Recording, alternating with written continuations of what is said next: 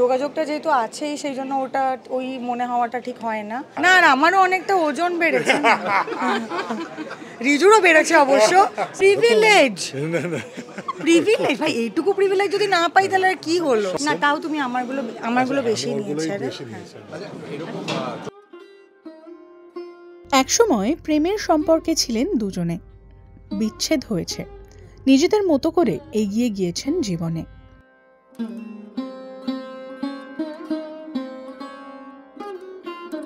দুজনে দুজনের প্রতি সম্মান রেখে ফের একসঙ্গে কাজ করেছেন অবলীলায়।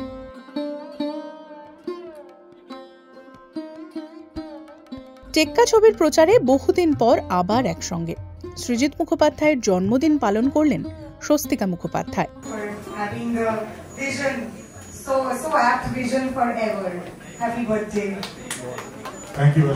একে অপরকে কেক খাওয়ালেন। শুটিং এর নেপথ্য গল্প শেয়ার করলেন একমাত্র আনন্দবাজার অনলাইনের সঙ্গে। আমি ঠান্ডা সেলিব্রেশনই দেখেছি, জমজমাটটা দেখিনি, ঠান্ডা সেলিব্রেশন দেখেছি আমি। হ্যাঁ, এটা বেশ জমজমাট একটা সেলিব্রেশন, ভালোই লাগছে তো। ওয়াইল্ড সেলিব্রেশন, ওয়াইল্ড মানে ছবিটার কথা বলছি কোনটা? ওটা 31 ডিসেম্বর ছিল। না আর আমারও অনেকটা ওজন বেড়েছে, রিজুরও বেড়েছে অবশ্য। সো মেবি ওর ঠ্যাংগুলো প্র্যাকটিস করে নেবো, একবার আগে একটু প্র্যাকটিস করে নেবো। ওই পুরোনো দিন কি বলছে।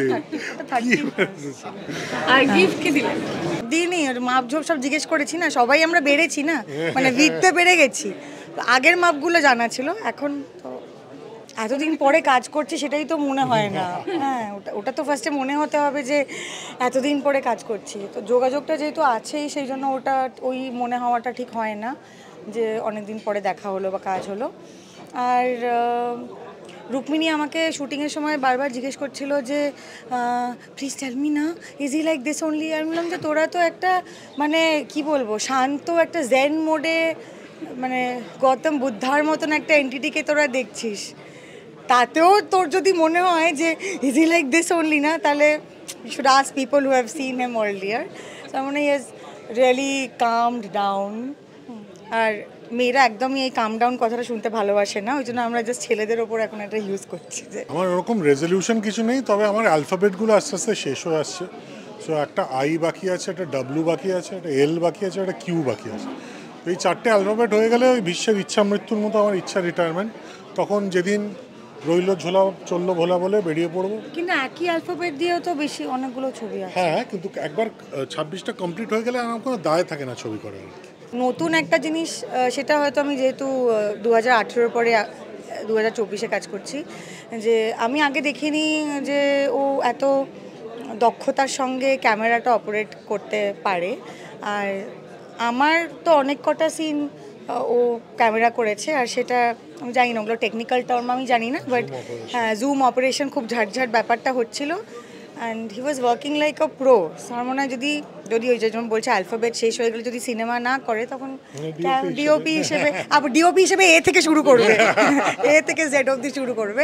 But I was very very very surprised. আর আমার বেশ মানে ভালো লেগেছিল যে, যদিও এটার জন্য শুটিংয়ের সময় অনেক আওয়াজ খেয়েছিল যে আমার শটগুলোই ও, আমার শটগুলো। হ্যাঁ, কারণ মধুরা আর ওরা নিজেরা আলোচনা করছে, আমার কানে আসছে, আর সেগুলো খুবই ডিফিকাল্ট সিন।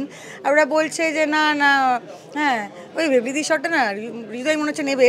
হ্যাঁ, মানে মধুরা যতই ইনক্রেডিবল শট নিক, তাতেও রিজু বলছে না, এটা না মনে হচ্ছে আমাকেই নিতে হবে। আমি বললাম প্রিভিলেজ ভাই, এইটুকু প্রিভিলেজ যদি না পাই তাহলে কি হলো। সব জুম অপারেশনই আমি নিয়েছি, কারণ জুম অপারেশনটা না ব্রিফ দেওয়া খুব ডিফিকাল্ট। আর একটা খুব ফাস্ট একটা মিজান সিন বা খুব ফাস্ট একটা অ্যাকশন পরপর সিকোয়েন্স হলে কার কোন ইমোশনটা ধরবো আর কোনটা ছাড়বো, সেই কলটা একমাত্র মানে ডিরেক্টর নিতে পারে। সেটা ডিওপির কানের মধ্যে গিয়ে এবার ওকে ধর এটা করলে সবসময় একটা ল্যাগ হয়ে যায়। So it's best to rely on your instinct and do it yourself. না, তাও তুমি আমারগুলো বেশি নিয়েছো। সময়ের সঙ্গে সঙ্গে সম্পর্কের নাম বদলে যায়। টেক্কা ছবির তোমায় ছেড়ে যেতে পারলাম কই গানের লঞ্চে এ যেন এক অদ্ভুত সমাপতন।